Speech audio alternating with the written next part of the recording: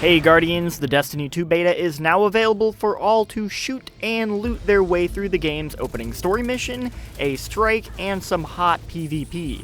While the beta might not be quite as extensive as the one for the original Destiny, there is still a lot we were able to learn from our time with it.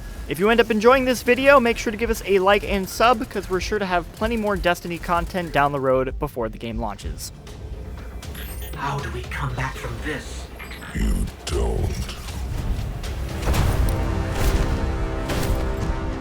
Welcome to a world without light. Shaders in the original Destiny were a great way to make your Guardian feel unique, but they were limited to presets and you couldn't get crazy with the customization.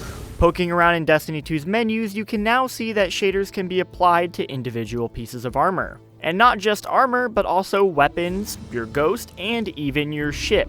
Exotics seem to be the exception, maybe because Bungie still plans on using the ornament system that was added in Rise of Iron. In addition to changing the look of your gun, you can also customize certain weapons. Both energy and power weapons have mod slots, meaning you can swap a solar mod for an arc mod that fits your playstyle. This opens up a lot of possibilities and saves some headache, where in Destiny 1 you would need a certain damage type, but it happened to be on a gun you didn't like. Now you can just swap around and you're good. The beta strike, the inverted spire, is actually pretty open-ended at the beginning, with a decent amount of explorable space to it. Considering how a lot of strikes in the first Destiny would start in the free roam areas before leading to a strike-specific location, this is probably true for the inverted spire. This means you get a taste of what the patrol area for the planet of Nessus will be like. It's pretty empty though in its current beta form, so don't expect to find much, but some smart Destiny players have already glitched their way through some unfinished areas we clearly weren't meant to find.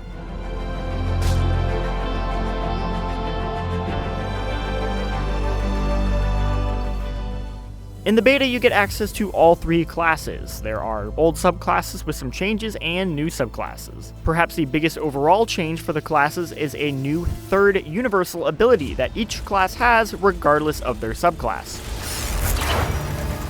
The Titan gets the brand new Sentinel subclass with the ability to form a void shield and throw it at people like Captain America, and it ricochets.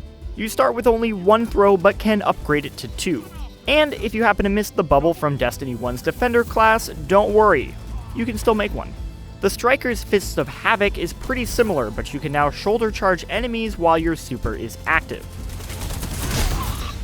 The Titan's universal ability either lets them create a large barrier to protect themselves or a small barrier that when taking cover behind, reloads their weapon.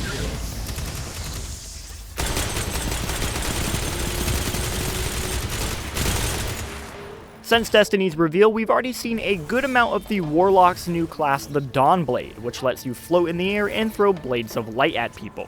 A fun trick we learned is that you can do a mid-air dodge, similar to the Twilight Garrison exotic chest piece in D1, which was originally only for Titans. The Voidwalker class has a small change with its super, the Nova Bomb, which now tracks enemies and will send out little Axion bolts when it lands. The Warlock's new universal ability lets them create a field that will heal both themselves and teammates.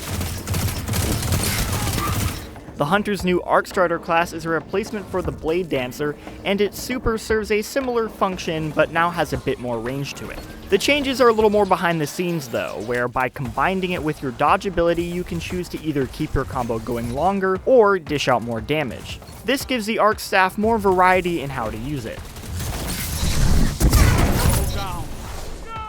The Gunslinger's big change is that fast players can now shoot up to 6 times with the golden gun, instead of the normal 3. And you can upgrade it for even more shots if you get a precision hit. The universal ability for the Hunter is a McCree-style dodge roll, which you can either reload your weapon with or recharge your melee.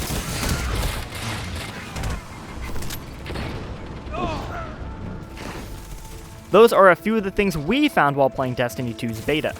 If you found anything cool in the beta that excites you, throw it in those comments. We also have plenty of awesome gameplay if you're interested, so be sure to check that out. Thanks for watching.